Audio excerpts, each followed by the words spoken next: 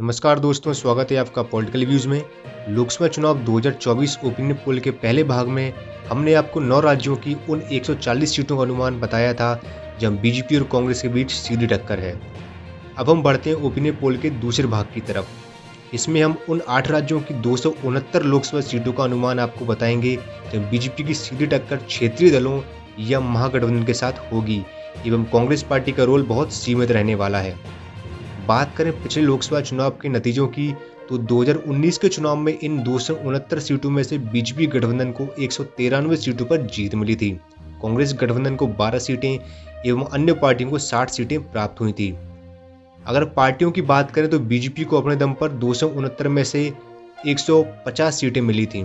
TMC को 22 सीटें, BJD को 12 सीटें, बीएसपी को 10 सीटें, कांग्रेस को 10 सीटें और बाकी सीटें अन्य पार्टियों के हिस्से में गई थीं। वीडियो में आगे बढ़ते हुए आपको बताते हैं 2024 लोकसभा चुनाव के ओपिनियन पोल के पार्ट 2 के अनुमान के बारे में। शुरुआत करते हैं उत्तर प्रदेश की 80 लोकसभा सीटों से।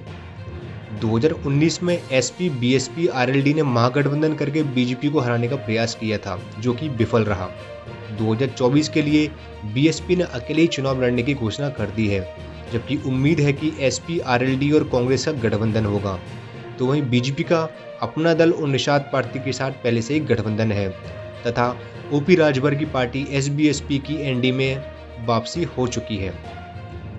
हमारा अनुमान है कि यूपी की 80 सीटों में से बीजेपी गठबंधन को 73 से 76 सीटें मिल सकती हैं।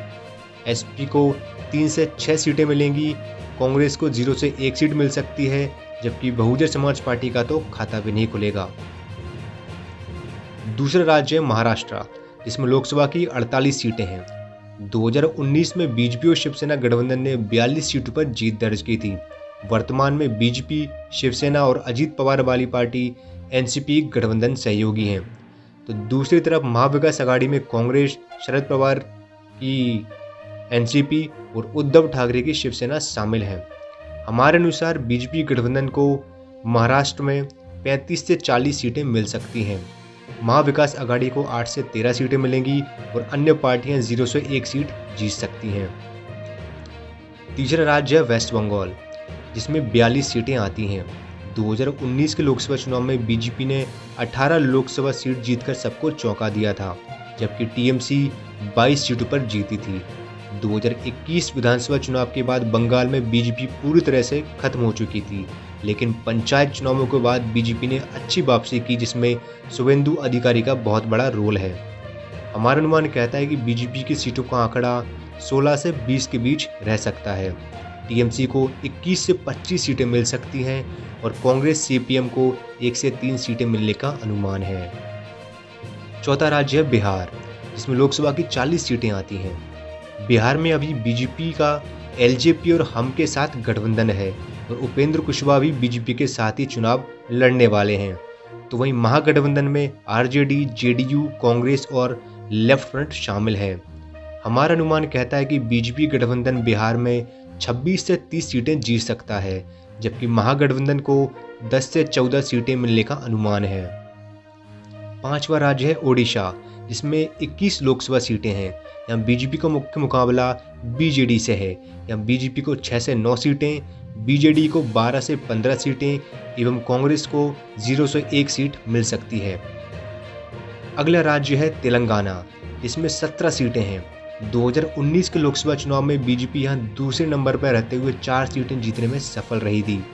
आगामी लोकसभा चुनाव में बीजेपी को 5 से 7 सीटें मिल सकती हैं, बीआरएस को 7 से 9 सीटें, कांग्रेस को 1 से 2 सीटें और एआईएमआईएम को 1 सीट मिलेगी।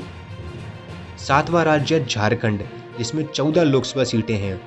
बीजेपी गठबंधन को यहाँ 11 से 13 सीटें और जेएमएम आईएनसी गठबंधन को 1 से 3 सीटें मिलने का अनुमान है। अगला नंबर है दिल्ली का।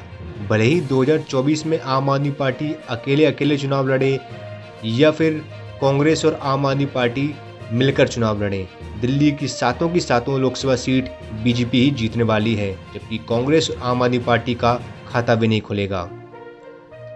तो 8 राज्यों की कुल 269 लोकसभा सीटों पर बीजेपी गठबंधन यानी कि एनडीए को मिल सकती हैं 179 से 2 सीटें। कांग्रेस गठबंधन की यानी इंडिया के खाते में जा सकते हैं 44 से 65 सीटें एवं अन्य पार्टियों को मिल सकती हैं 20 से 26 सीटें।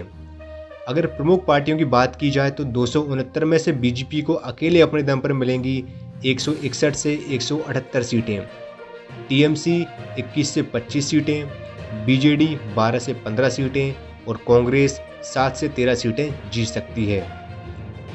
हमारे ओपिनियन पोल के दूसरे भाग में इंडिया गठबंधन बीजेपी को थोड़ी चुनौती देता हुआ दिखाई दिया, लेकिन बीजेपी बढ़त बनाने में कामयाब हो गई। अब अगली वीडियो में हम पार्ट 3 और पार्ट 4 ओपिनियन पोल की बात करेंगे, जिससे साफ हो जाएगा कि अगले लोकसभा चुनाव कौन जीतने वाला है। धन्यवाद।